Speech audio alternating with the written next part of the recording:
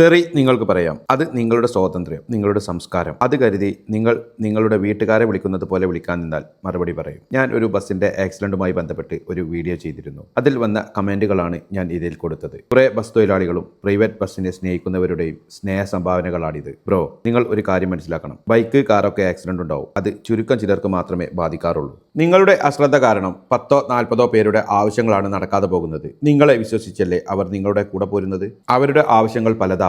കല്യാണമാവാം, ജോലിയാവാം, മരണാനന്തര ചടങ്ങാവാം, അല്ലെങ്കിൽ ഹോസ്പിറ്റൽ കേസാവാം, അതുമല്ലെങ്കിൽ പരീക്ഷകളാവാം. നിങ്ങൾക്ക് ഒരിക്കലും അതൊന്നും തിരിച്ചു നൽകാൻ സാധിക്കില്ല. ഞാൻ ആ വീഡിയോയിൽ വ്യക്തമായി പറഞ്ഞു, മാറേണ്ടത് നിയമം ആണെന്ന്. എന്നിട്ടും നിങ്ങൾക്ക് ചില ആളുകൾക്ക് കുരുപൊട്ടി. കാരണം നിങ്ങൾക്ക് തന്നെ അറിയാം തെറ്റുകൾ നിങ്ങളുടെ ഭാഗത്ത് തന്നെയാണെന്ന്. ബ്രോ, ഇതിന്റെ കമന്റിൽ ഒട്ടുമിക്ക കമന്റും നിങ്ങൾക്കെതിരെയാണ്. അതിന് കാരണം നിങ്ങൾ ചിന്തിച്ചിട്ടുണ്ടോ? നിങ്ങൾ റോഡിൽ കാണിക്കുന്ന സാഹസികത തന്നെയാണ്. ഒന്ന്, ഓവർടേക്ക് ചെയ്യുമ്പോൾ നിങ്ങൾക്ക് ഓപ്പോസിറ്റ് വരുന്ന വാഹനം നിങ്ങൾ മൈൻഡ് ചെയ്യാറില്ല. ചില സമയം ആംബുലൻസ് വരുന്ന പോലെ അവർ മാറ്റിക്കോളും എന്ന രീതിയിൽ നിങ്ങൾ കടന്നു പോകാറാണ് പതിവ്. 2, ബസ് സ്റ്റോപ്പിന്റെ അടുത്തെത്താൻ ആയാൽ ഓൺ അടിച്ച് മുമ്പിലുള്ള വണ്ടികളെ ഭയപ്പെടുത്തുന്ന രീതിയിൽ ഓവർടേക്ക് ചെയ്ത് സഡൻലി മുമ്പിൽ നിർത്തും. ഇതൊക്കെയല്ലേ നിങ്ങളെ പതിവ്? നിങ്ങൾക്കെതിരെ എന്തെങ്കിലും പറഞ്ഞാൽ രണ്ടറ്റം മുട്ടിക്കാനുള്ള ഒരു ഡയലോഗും. ഞാൻ വീണ്ടും പറയുന്നു, ഇവിടെ മാറേണ്ടത് നിങ്ങളല്ല, നിയമം തന്നെയാണ്.